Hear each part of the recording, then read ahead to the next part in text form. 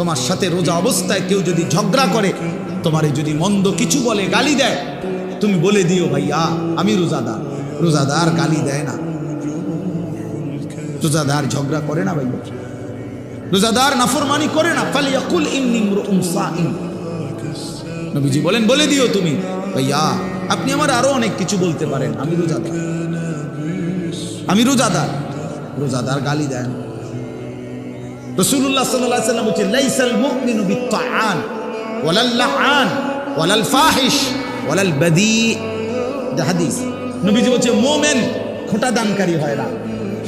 খাবাইয়া 10 টাকা খাবাইয়া আবার এক সপ্তাহ পরে দাদা এদিনও তো তোরে 10 টাকা খাবাইলাম না, এতে না খাওয়ানি ভালো ছিল। তা আল্লাহ নবী সাল্লাল্লাহু আলাইহি ওয়াসাল্লাম বলেন মুমিন খোঁটা দেয় না, অনুগ্রহ করে কি দেয় না, খোঁটা দেয়। ওয়ালাল লাআন, মুমিন কাউকে লানত দেয় না। ওয়ালাল ফাহিশ, মুমিন অশ্লীল কথা বলে না।